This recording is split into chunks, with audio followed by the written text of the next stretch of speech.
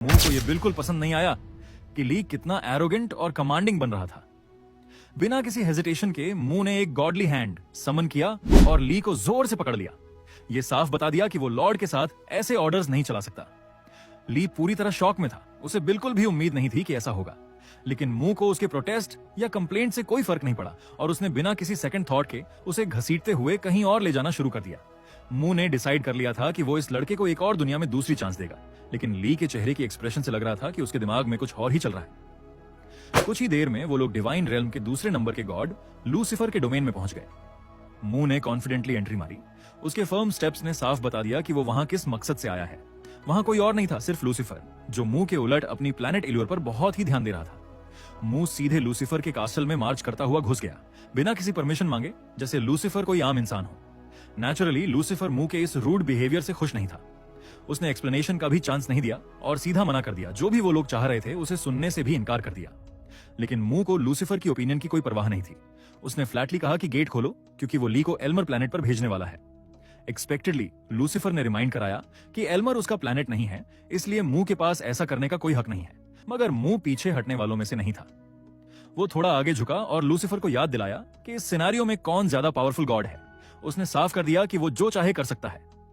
अपनी बात को और स्ट्रांग बनाने के लिए मुंह ने ऐड किया, अगर तुम्हें मेरी ताकत पर डाउट है तो मैं कभी भी कहीं भी प्रूव करने के लिए रेडी हूं। पुअर लूसीफर जानता था कि वो मुंह का मुकाबला नहीं कर सकता, इसलिए फ्रस्ट्रेशन में कांपने लगा। लूसीफर की हेजिटेशन देखकर मुंह ने खुद ही आगे बढ़कर सब संभालने का फैसला किया।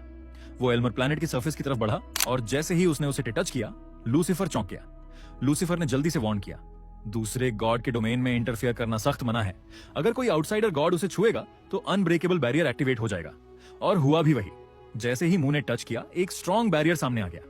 लेकिन लूसीफर की डिसबिलीफ का कोई ठिकाना नहीं रहा जब मुंह ने उसे कुछ सेकंड्स में ही एफर्टलेसली तोड़ दिया, जो लूसीफर ने कभी इमेजिन भी नहीं किया था। शॉक में डूबा लूसीफर मुंह को घूरता रह गया और मुंह ने काल्मली कहा, यूनिवर्स के रूल्स तभी चेंज होते हैं जब कोई उन्हें सच में बदलना चाहता है। फिर मुंह ने अपनी गॉडली हैंड खोली और ली को रिलीज किया। उसे अर्ज किया कि आगे बढ़ और उस होल में कूद जा जो एल्मर प्लैनेट में बनाया गया था।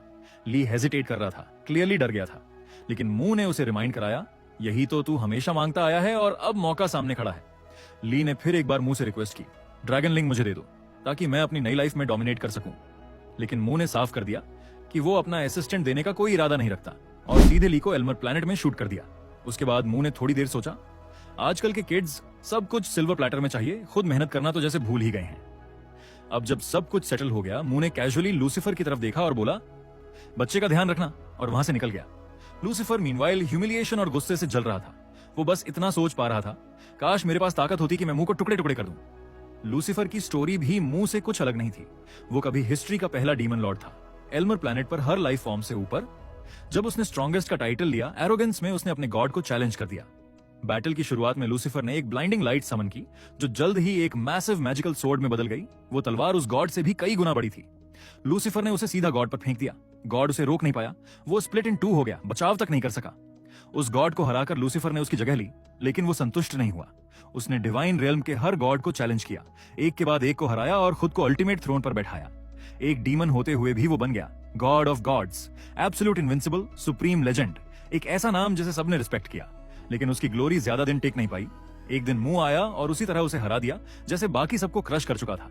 सबके सामने लूसीफर की माइटी इमेज टूट गई।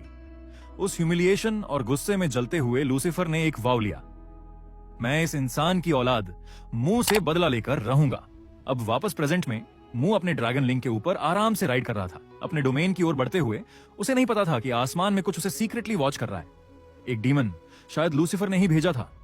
वो मुंह की हर मूव ट्रैक कर रहा था, इंतजार कर रहा था परफेक्ट मौका मिलने का, स्ट्राइक बैक करने के लिए। बस उसी तरह जैसे लूसीफर हर पल गिन रहा था अपनी बेइज्जती का बदला लेने का मौका, वैसे ही ली के स्कूल का वो बुली जो अभी अभी होश में आया था, वो भी बेसब्री से इंतजार कर रहा था ली को मरा हुआ देखने का।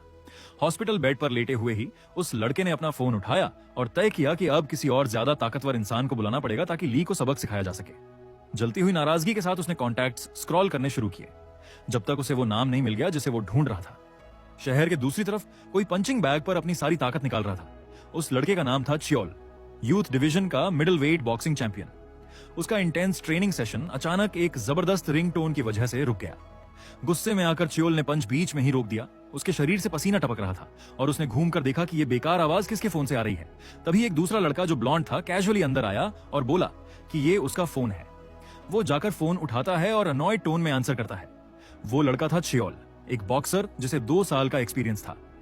कॉलर और कोई नहीं बल्कि वही पीटा हुआ बुली था जिसकी आवाज में बेबसी साफ झलक रही थी। बिना किसी इंट्रोडक्शन के उसने चियोल से कहा कि अगर वो चाहे तो उसे नया फोन दिलवा देगा, बस उससे एक छोटा सा काम करवा दे। शुरुआत में चियोल को यह रिक्वेस्ट सुन के थोड़ा सरप्राइज हुआ, लेकिन जब उसे ये डील आसान और फायदे का लगा तो उसने हाँ कर दी और पूछा उसे रिटर्न में करना क्या होगा। अगले दिन क्लास में जब सब कुछ नॉर्मल लग रहा था तभी वो बुली ऐसे अंदर घुसा जैसे कुछ हुआ ही ना हो। जैसे ही वो अपनी सीट की तरफ बढ़ा, पूरा क्लासरूम एक पल के लिए बिल्कुल साइलेंट हो गया। सबकी नजरें उसी पर टिकी हुई थीं। फिर धीरे धीरे बातें शुरू हुई। स्टूडेंट्स विस्पर्स कर रहे थे कि जो लड़का दूसरों को बुली करता था उसकी हालत अब कितनी पैथेटिक हो गई है। शुरू में उसने इग्नोर करने की कोशिश की, लेकिन जब ये विस्पर्स जोक्स में बदल गईं कि उसे न्यूटर्ड कर दिया गया है तो वो अब बर्दाश्त नहीं कर पाया। खुद को मजाक का पात्र बनने से रोकने के लिए उसने अपना बैग जोर से जमीन पर पटका और चिल्ला उठा कि वो आज भी सबको धो सकता है, इवन न्यूटर्ड होने के बाद भी। उसने किसी को भी चैलेंज कर दिया जो उसकी ताकत पर डाउट करता था। तभी क्लास प्रेसिडेंट, एक लड़की जो ग्लासेस पहनती थी, खड़ी हो गई और जोर से बोली, या तो चुप रहो या क्लासरूम छोड़ दो। ये सुनकर कि कोई लड़की उससे ऐसे बात कर रही है, बुली का गुस्सा और बढ़ गया। उसे ये बर्दाश्त नहीं हुआ कि अब क्लास प्रेसिडेंट भी उससे लड़ने को तैयार थी। गुस्से में आकर उसने एक रैंडम चेयर उठा ली और उसे उस लड़की की तरफ फेंकने ही वाला था ताकि सबको दोबारा डर का एहसास दिला सके। लेकिन उसी मोमेंट क्लासरूम का दरवाजा जोर से खुला और एक मैसिव टीचर अंदर आए। सभी स्टूडेंट्स चौंक गए और बुली ने तुरंत अपना चेयर नीचे रख दिया और सीट पर ऐसे बैठ गया जैसे कुछ हुआ ही ना हो। टीचर ने चारों तरफ देखा और क्लास प्रेसिडेंट की तरफ देखा जो अब भी गुस्से में खड़ी थी। उन्होंने उससे पूछा कि क्या हुआ और वो अपनी सीट से बाहर क्यों है, लेकिन लड़की ने सच्चाई नहीं बताई। वो चुपचाप अपनी सीट पर लौट गई और बोली कि कुछ खास नहीं था। टीचर ने ज्यादा कुछ नहीं पूछा, लेकिन जाते जाते उसने उस लड़की से कहा कि क्लास के बाद उससे मिलना। लड़की ये सुनकर थोड़ी क्यूरियस हो गई कि आखिर टीचर उससे अकेले क्यों मिलना चाहते हैं। स्कूल खत्म होने के बाद जब वो टीचर से मिली तो पता चला कि टीचर उससे एक फेवर चाहते हैं। क्योंकि वो क्लास प्रेसिडेंट थी और उस पर भरोसा किया जा सकता था, उन्होंने उससे कहा कि वो ली को चेक करे, जो आज अनुपस्थित था और उसका फोन भी पिक नहीं कर रहा था। बदले में टीचर ने उसे रिकमेंडेशन लेटर देने का वादा किया जो उसकी सीनियर ईयर में काम आ सकता था। ये रिक्वेस्ट की तरह था, लेकिन लड़की जानती थी कि वो मना नहीं कर सकती। एंग्शियसली लेकिन बिना कुछ बोले उसने हाँ कर दिया।